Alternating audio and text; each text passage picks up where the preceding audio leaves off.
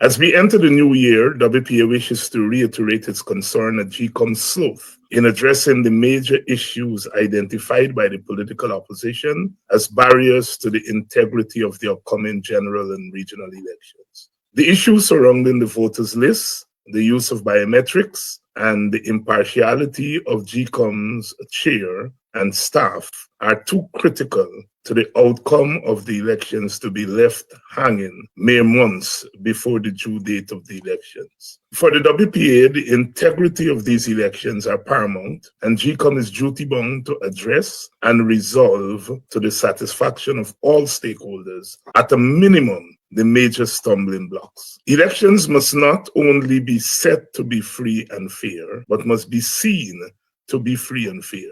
Most importantly, in a situation whereby the very legitimacy of GECOM is being questioned by major stakeholders, the electoral body must go the extra mile to ensure that concerns are amicably addressed. Going to an election with half the electorate being dissatisfied with the rules is a major risk in an already deeply divided country such as ours. Guyana's deep ethnic cleavage has been compounded by its transition to a petro-state. The ruling party, the PPP, and its operatives at GECOM appear oblivious to the consequences of this reality in an election year. WPA again warns the country of the inherent risks. We respect the right of each party to forecast victory at the upcoming elections, but we ask whether the country can withstand the socio-political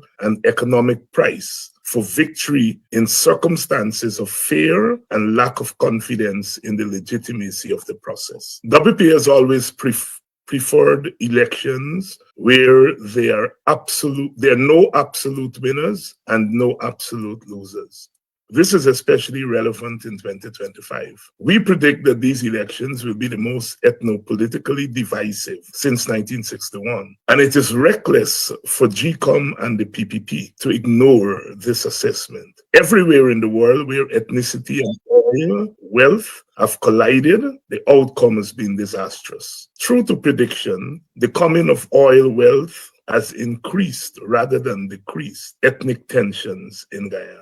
Ethnicity, oil wealth, and winner-take-all elections in Guyana represent extreme danger. Because WPA is committed to elections as a primary form of governmental change, we put much store on getting the process right. We are not satisfied that GECOM is getting it right. The lessons of the 2020 elections are not being heeded. Those elections taught us that electoral malpractice occurs long before election day, on election day itself, and after election day. Because GECOM is tied to the hip of the PPP, it has to date done little or nothing to correct the errors of 2020. While the political opposition has advocated for change, the PPP is adamant that the flawed status quo is the way to go. The issue of participating in an election with flawed arrangements must be addressed by the opposition at some point.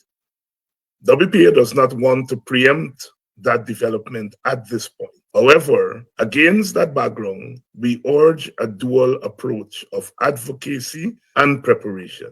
Even as we prepare for the elections, we must continue to push the country to the realization that elections with flawed rules are unacceptable and should be strenuously resisted.